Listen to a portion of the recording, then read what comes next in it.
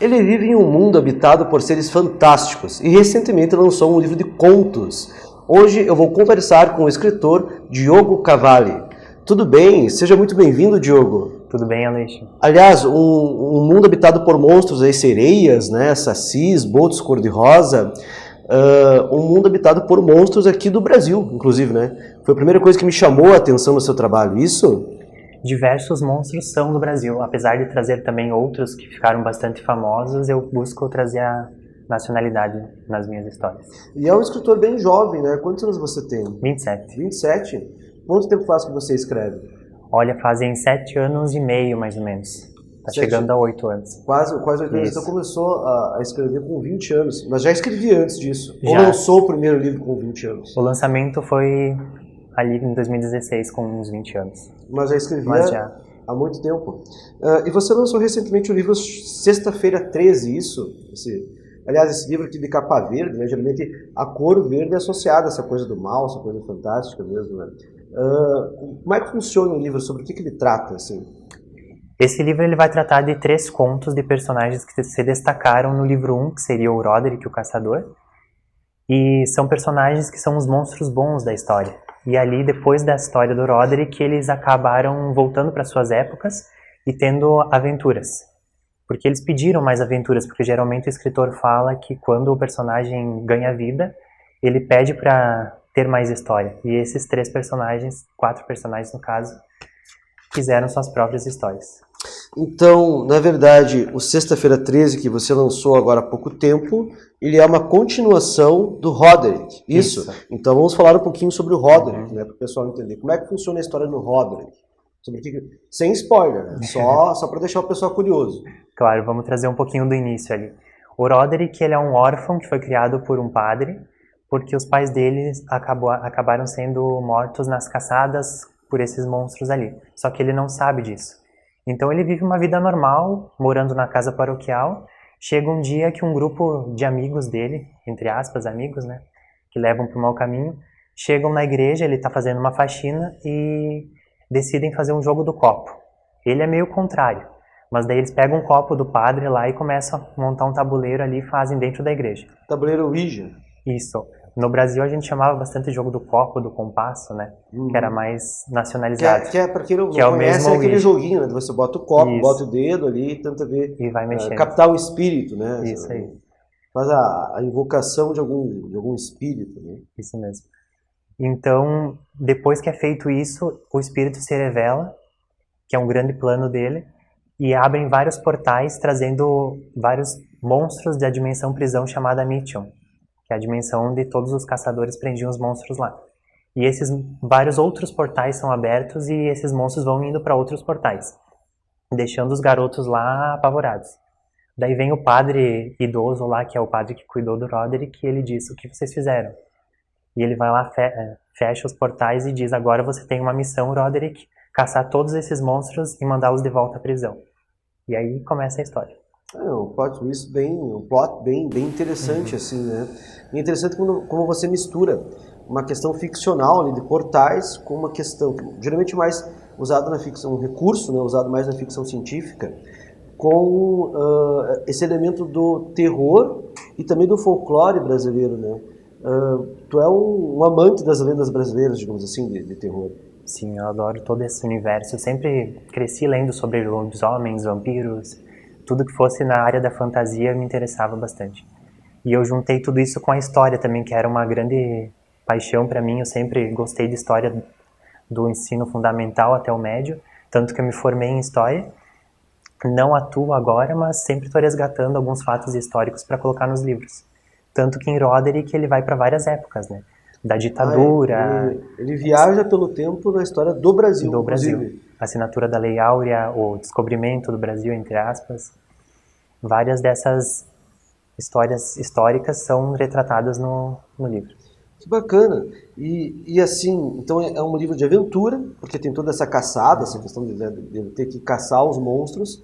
É um livro que tem alguns elementos ficcionais da ficção científica e também esse elemento de terror que você resgata do folclore. Sobre essa questão das lendas do folclore brasileiro, né, eu tenho percebido assim que nas últimas décadas o folclore ele foi bastante infantilizado, né, e tem acontecido agora um resgate desse folclore, trazendo uma abordagem mais para o lado do terror mesmo. Eu acho que o teu livro ele se encaixa nesse movimento literário, né? Isso. Vários autores estão buscando isso porque é um desejo das pessoas, né? Até teve uma série brasileira, que é A Cidade Invisível, que tratou bastante desse tema, e está tendo uma bastante procura dos adolescentes, jovens adultos, assim. É bem Para revisitar bacana. esse universo, mas de uma maneira mais adulta Isso. e mais aterrorizante, né? Até fazendo, eu acho que uma certa competição, por exemplo, com o Dia das Bruxas, né, americano. Porque sempre fica aquela pergunta, a gente comemora o Dia das Bruxas, que é uma tradição tipicamente americana, né? Mas e o nosso próprio folclore? Onde é que fica? Que, aliás, é muito rico em termos de monstros, né? De seres fantásticos. Acho que... qual que é o teu personagem favorito do folclore? Olha, tem vários, mas eu trato bastante do Curupira naquela história outra da minha trilogia que ele aparece. E também ali eu trago alguns outros que não são tão conhecidos, como o Unhudo, Papa Figo, Corpo Seco. Unhudo? Unhudo. Unhudo. Olha, um nome engraçado misturado com... Que são Como é que é o Unhudo? Unhudo são eu acho que praticamente zumbis, assim, são bem... Ele é bem seco, tem umas unhas bem grandes, e eles aparecem no livro ali no Tocantins do ano 2000. Eles são tipo, saem dos portais e são pegos pelos humanos, eles estavam meio fracos, e são colocados em câmaras de criogenia, digamos assim, e ficam escondidos no porão de um hospital. E daí lá a personagem, eles acabam sendo descongelados por um apagão, e eles invadem o hospital e a personagem tem que pegar e caçar eles. Então são três personagens. O Roderick, no caso, tem que caçar... A companheira dele, porque ela fica sozinha naquela época e ela precisa resolver isso. Olha, realmente, um personagem que eu nunca tinha ouvido falar, assim, unhudo, né? E, aliás, é uma palavra bem brasileira mesmo, tipo, Sim, é o tipo de expressão que o Brasil usa, né? Unhudo, tipo, corpo seco. O Papa Figo também, que é um que se alimentava de fígados, então por isso Papa Figo. Papa figo, mas se alimentava de De fígados. fígados. De fígados. Que é uma expressão também bem brasileira, né? Figo. Sim, aí se fez ali uma associação entre fígado e Isso. figo, e aí ficou Papa Figo. Mas que bacana, olha. Então, na verdade, quem ler o livro ainda por cima vai ter a oportunidade de conhecer um pouco sobre esses outros seres desse folclore, né, que não, da nossa cultura, e que não são tão conhecidos assim, né? E aí você escreveu o Roderick, onde tem toda essa caçada. Esse daqui é o primeiro livro, né? Esse é uma trilogia, ele é um romance fechado. Esse faz parte de 4 livros. Então esse é o primeiro, tirando o livro extra de contos, né? O livro de contos eu chamo de 1.1 porque vem depois desse, mas não é sequência direta. Depois virá o livro 2, que vai se passar no ano 2000, o livro 3, que se passa em 1970, e o livro 4, que vai trazer uma quebra do tempo, assim. Que Uma vai quadrilogia. É uma tetra. Mas o primeiro que foi publicado é esse daqui. Esse é o primeiro. Esse é o primeiro livro, né? Isso. E você já tem data para o segundo livro? Já tem uma previsão, mais ou menos assim, ou não? Acredito que ano que vem ele já sai, porque já está escrito desde 2018. Então, só está dando aquela... Agora eu só vou esperar acontecer o de contos para lançar o a próximo. segunda parte, então, da quadrilogia. Isso? Eu já estou escrevendo o terceiro, tá pela metade, e o quarto já está com ideias iniciais.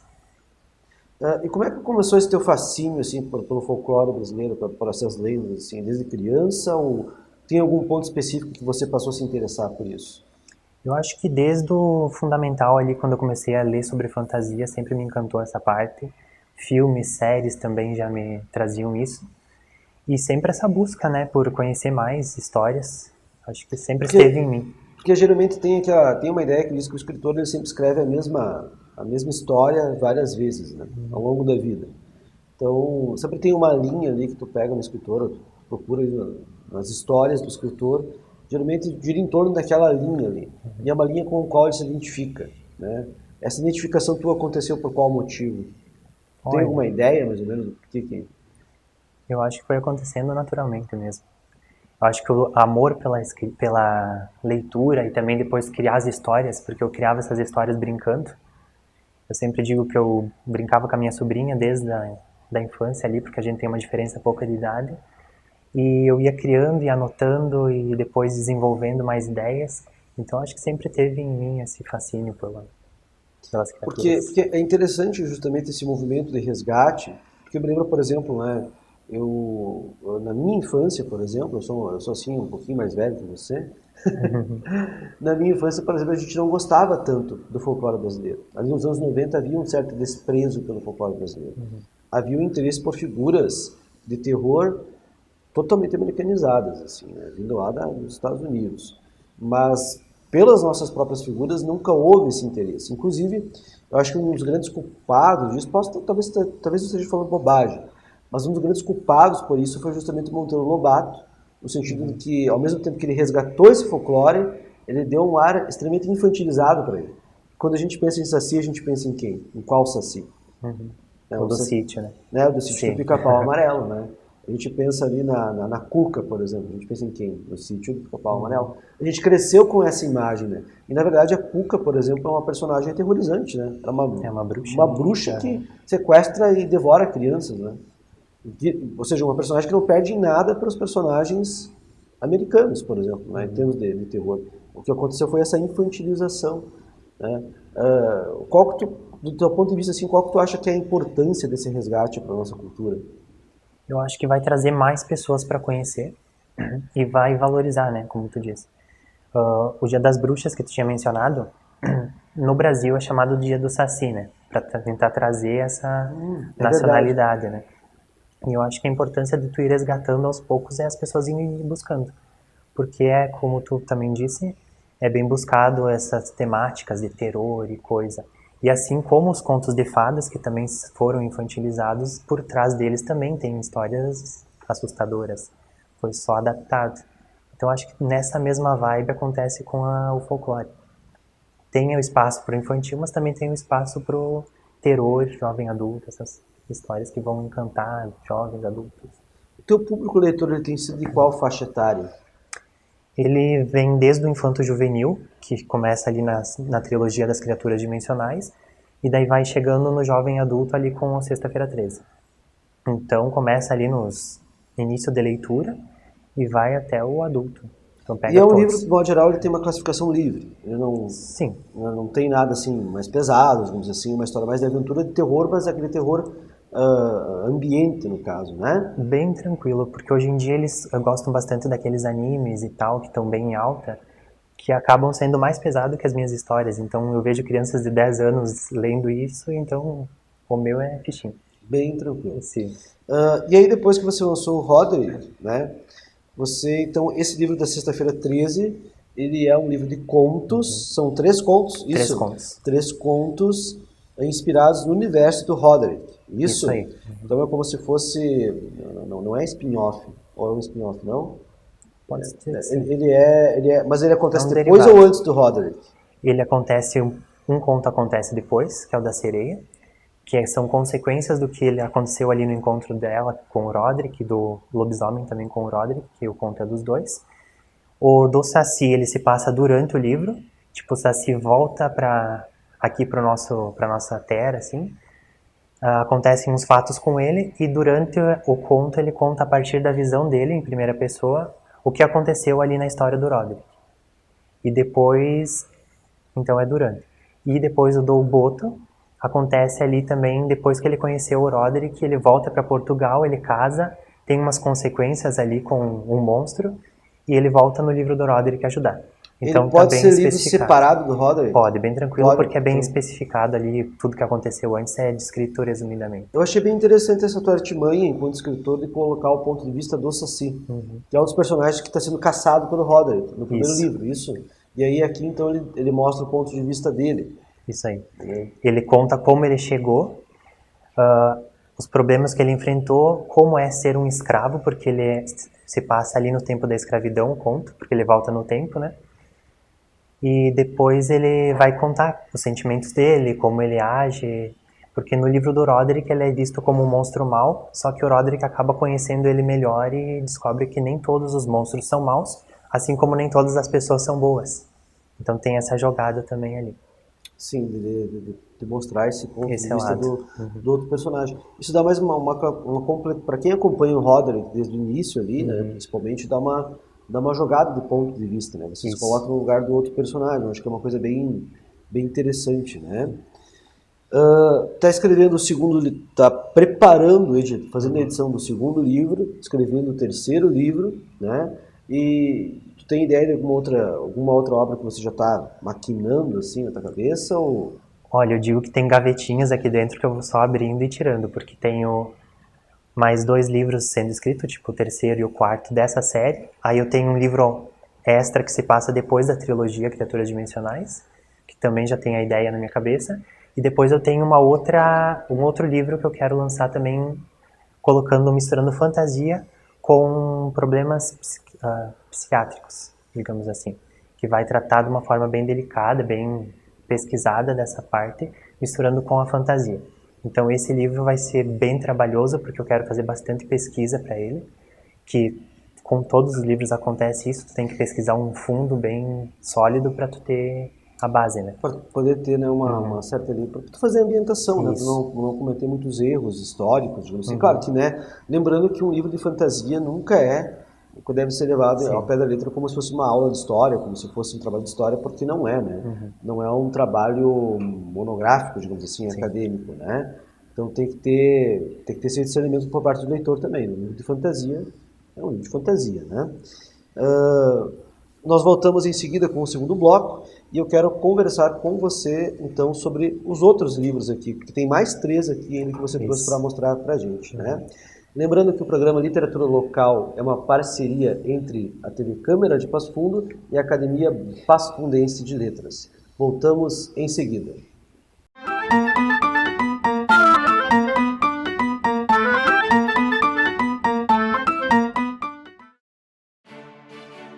A Câmara de Vereadores é a Casa do Povo. Aqui são criados, votados e aprovados os projetos de lei que definem o rumo e o futuro do nosso município. A Câmara de Vereadores também exerce a função fiscalizadora, supervisionando as ações e decisões do Poder Executivo. Faça parte das decisões. Quando a comunidade participa, a cidade cresce. E as conquistas são de todos. Câmara de Vereadores de Passo Fundo.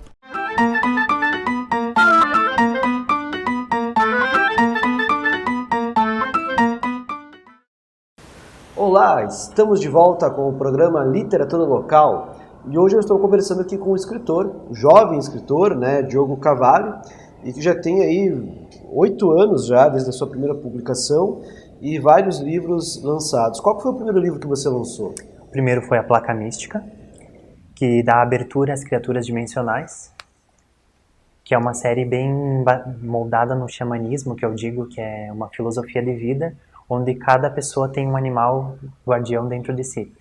E conforme tu vai tendo desafios, esse animal é despertado e tu vai lidando com os desafios. Nessa trilogia eu trago bastante presente a magia, além da história também que está presente, e todo aquele meu desejo de ser arqueólogo quando eu era jovem. Então, não, claro, historiador, naturalmente depois faz uma pós ali, um mestrado em arqueologia. Ainda tenho vontade. E aí depois morre de fome. Porque no Brasil, infelizmente, parece que não tem muita área, né? É uma brincadeira mesmo, né? Mas de fato, sabe que a arqueologia é uma área muito interessante, porque você tem que ter conhecimentos de várias outras áreas, né? Mas às vezes não tem muito campo de trabalho, né? E tem poucos cursos no nosso país. Tem bem poucos, mas lá em São Paulo, Santa Maria, acho que tem também. E aí você explora esse lado místico, xamânico, né? É uma trilogia, o primeiro é A Placa Mística, o segundo é... A Ilha do Combate. A Ilha do Combate. E daí ele fecha no Domínio das Almas, que daí é o terceiro da trilogia. Esse aqui foi o primeiro que tu lançou? Esse foi o primeiro, lá em 2016. 2016.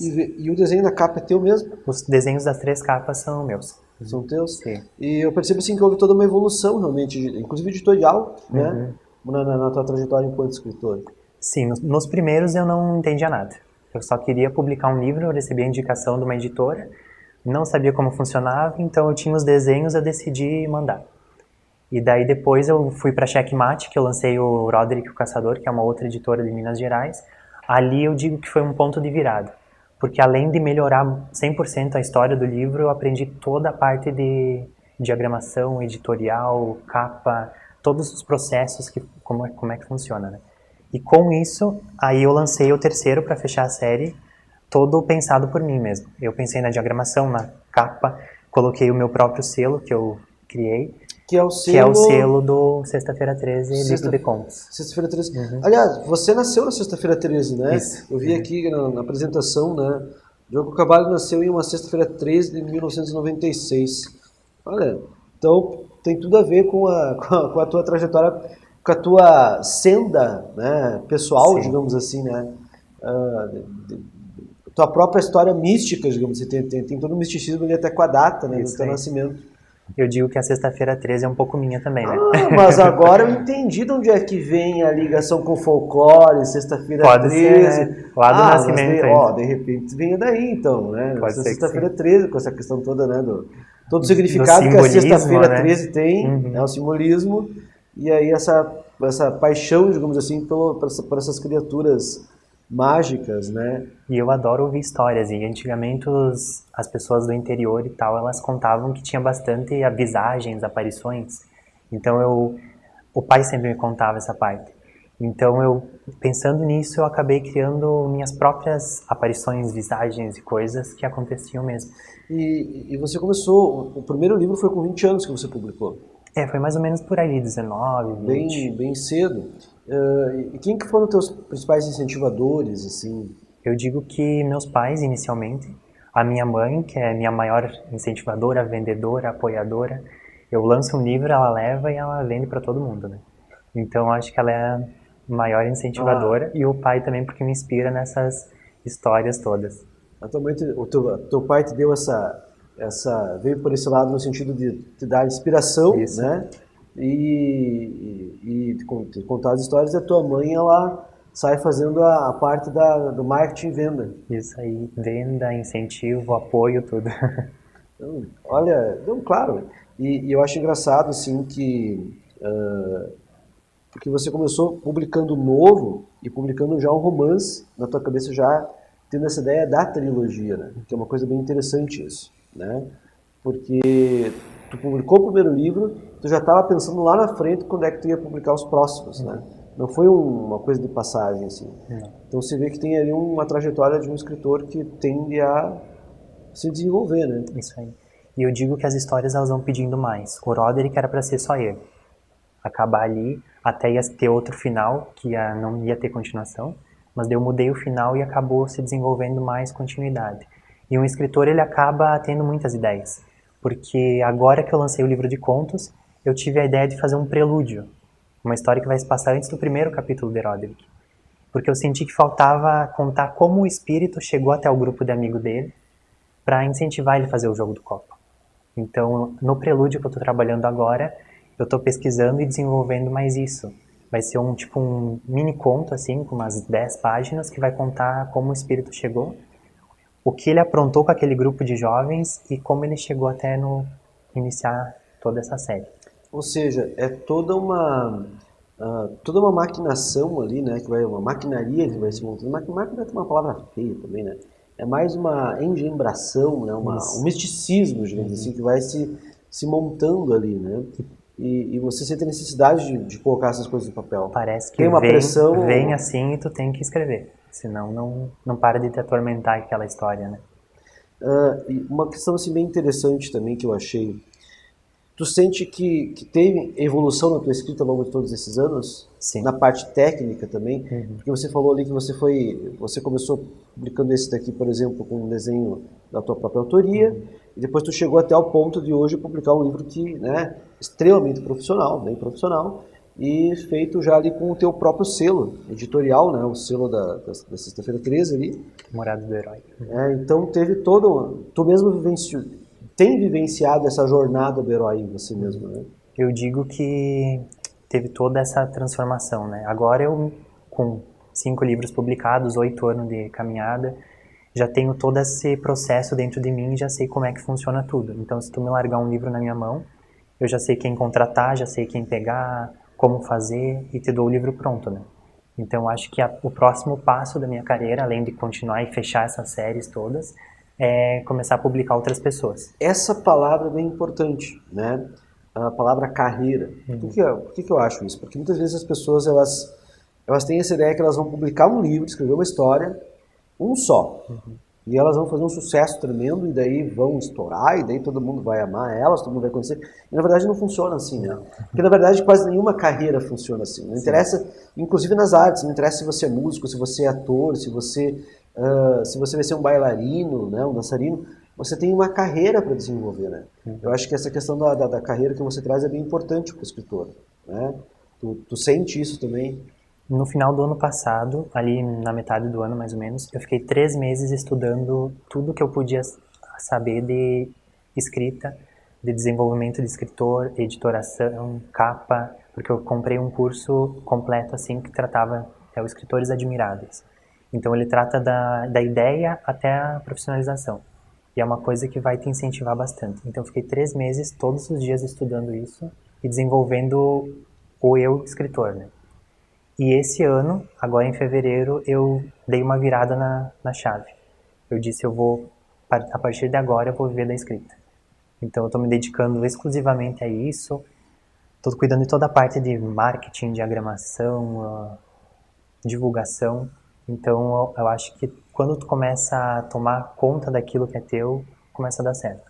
Porque depois disso começaram a vir entrevistas, teve um lançamento de sucesso do Sexta-feira 13, que aconteceu na Cia da Leitura, ali no Bela. Então, acho que as coisas começam a acontecer quando tu toma a dianteira do que tu quer fazer, né? Quando você assume viver aquele sonho, né, assume. nos limites do possível, de acordo com o que você pode nesse momento, mas vivendo sempre aquilo, né? Eu acho que essa questão da jornada do herói é muito importante para todo escritor, né? Aliás, para qualquer carreira, né?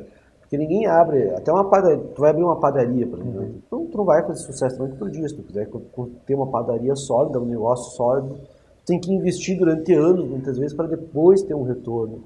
E na carreira do escritor não é diferente, né? A gente tem todo esse investimento. Embora em nosso país as pessoas ainda tenham essa visão romântica sobre o escritor. Tu tinha isso também no início da carreira ou tu já começou mais com o pé no chão?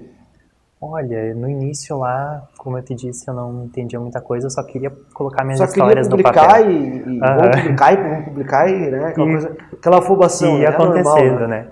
Mas tu vai começando a aprender e vendo como é que funciona, né?